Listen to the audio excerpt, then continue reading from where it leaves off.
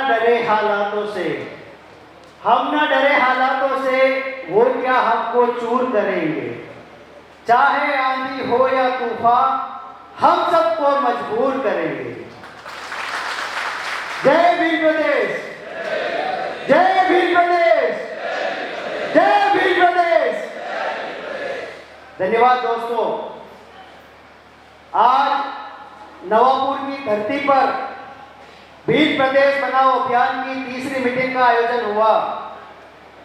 इस मीटिंग में हमारे गुजरात से, राजस्थान से, महाराष्ट्र से, मध्य प्रदेश से, दिल्ली से जो हमारे साथियों ने यहाँ आकर अपनी बात रखी और भील प्रदेश बनाओ अभियान को सफल किया, और उससे भी ज्यादा आप सब साथी इतनी बड़ी मात्रा में यहाँ पर आकर ये अभियान को समर्थन दिया, उसके लिए हम सबसे पहले आपका धन्यवाद करते हैं। आप खुद अपने लिए ताली बजाकर आपको धन्यवाद कीजिए, क्योंकि ये अभियान ना तो सिर्फ राज वसावा पूरा कर सकता है, ना मनीष मीणा, ना अजय गावित, ना रवि पाटवी, ना मुलायम सिंह यादव। उसके लिए भील प्रदेश में बसने वाला हर एक इंसान उतना ही रिस्पॉन्सिबल है जितना मंच पर ये लोग बैठे हैं, क्योंकि ये सपना सिर्फ ये मंच पर बैठे लोगों का नहीं है।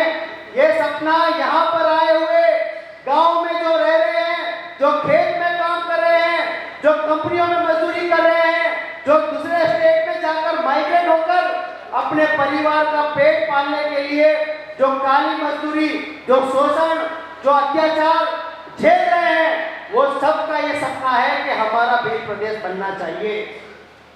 दोस्तों, भील प्रदेश बनाने का बहुत सारे कारण हमारे कई साथियों ने दिए हैं। कई साथियों ने हमें पूछा कि भाई भील प्रदेश बनेगा तो भीलों के अलावा दूसरे लोग हैं, उनका क्या, गैर आदिवासी है, उनका क्या। तो मैं उस बारे में एक एग्जांपल देना चाहता हूं कि अगर आप जंगल का एग्जांपल ले लें, क्योंकि आदिवासी जंगलों से जुड़ा हुआ है, तो जंगल में शेर भी रहता है, हिरण भी रहता है, हाथी भी रहता है, और सारे जानवर वहां पर रहते हैं। और भले कहा जाता है कि इस जंगल का जो राजा है वो शेर है, लेकिन वहां पर जो जाति, जो प्रजाति, जो जीव जंतु जिसका जितना अधिकार है, जिसका जितना हक है, वो जंगल उसको देता है। तो हम लोग भी हमारे साथ आदिवासी हो, गैर आदिवासी हो, बाहर का हो, जो भी भील प्रदेश में रहेगा, हाँ, उसके लिए हम कुछ कानून, कुछ तय जो चीजें हैं, गाइडलाइन, वो बनाएंगे और उसे फॉलो करके आप भी सुकून से रह सकते हो।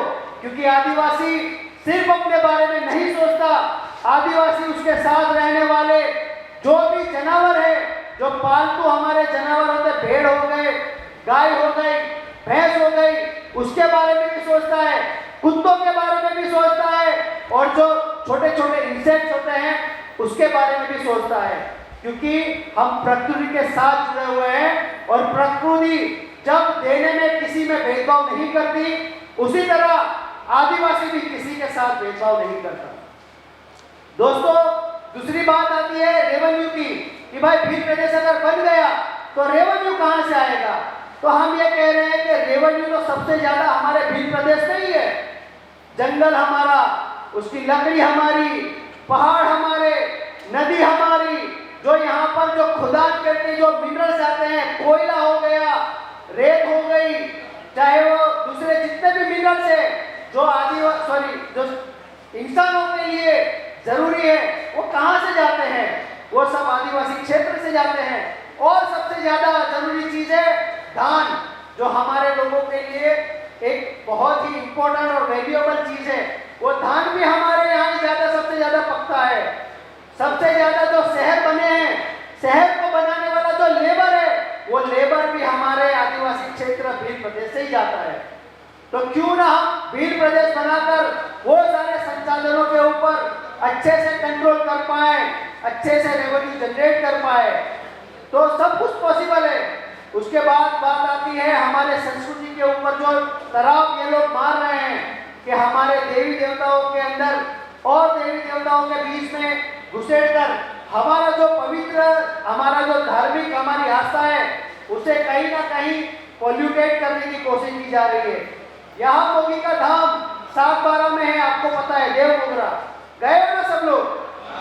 ठीक है, आप लोग अब जब सुबह 6 बजे या 5 बजे की जो आरती होती है, आप वहां पर जाइए, आप वहां पर कुछ ध्यान दीजिए कि वहां पर जो आरती होती है वो संस्कृत में होती है। अब संस्कृत ना हमारे बाप दादा को पता है, ना हमारी ये पीढ़ी को पता है, तो संस्कृत में आरती करने का क्या मतलब है, मुझे बताइए। जो बोली, जो भाषा हमारी है नहीं, उसको आपने हमारी देवी की गाथा गाने के लिए आपने यूज किए, तो वो कैसे चलेगा?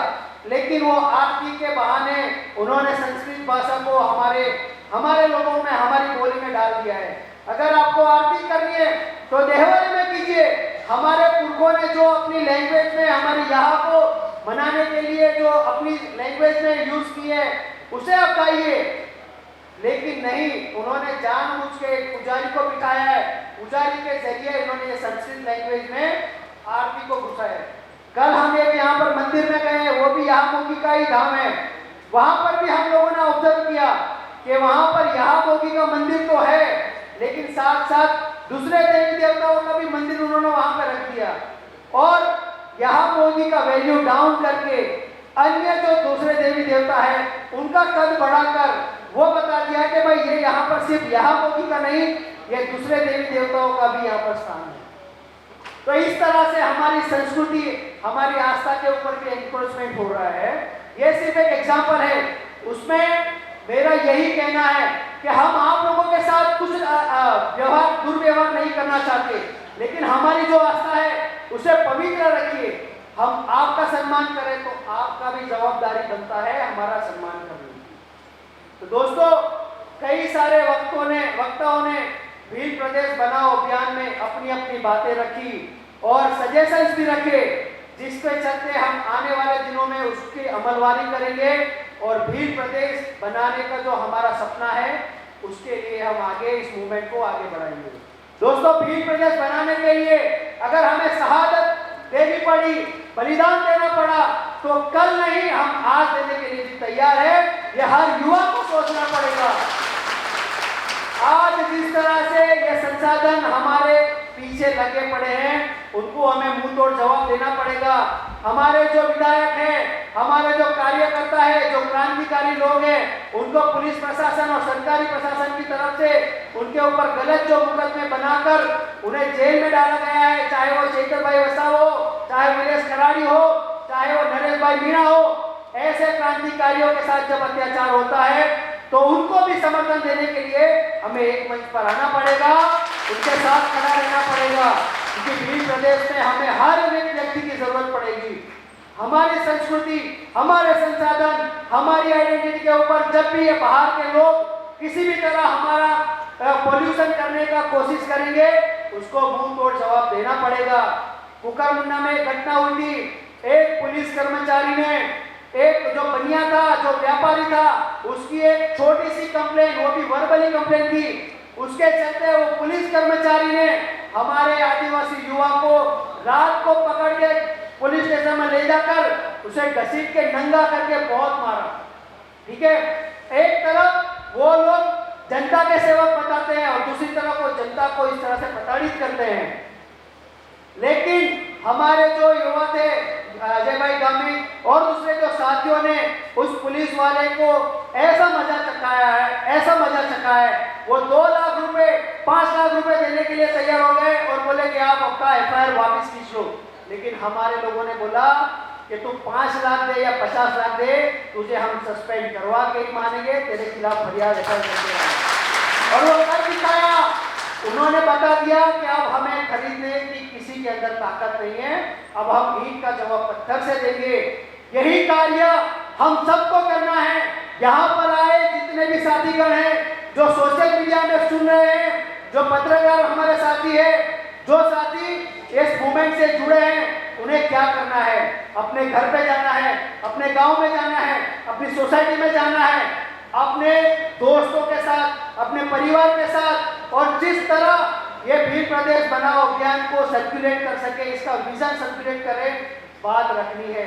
जब तक हम हर दिल में भील प्रदेश बनाओ की ये चेतना नहीं जगा देंगे, तब तक ये हमारा भील प्रदेश अभियान सफल नहीं होगा।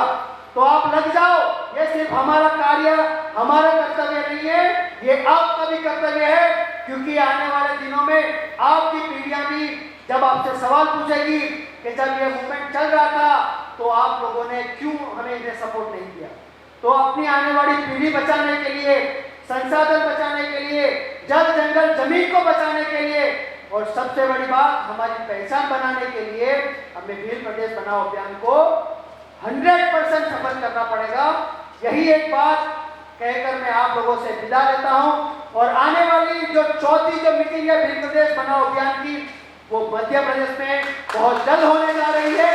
हमारे साथियों जो भील प्रदेश के लिए मध्य प्रदेश से आए हैं उन्होंने सहमति दे दी है कि अब चौथी जो योग मीटिंग होगी वो मध्य प्रदेश में होगी।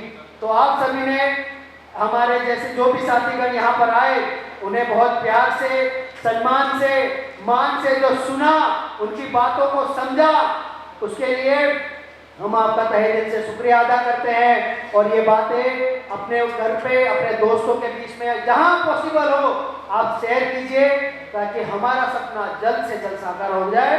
जोहार, जय भील प्रदेश।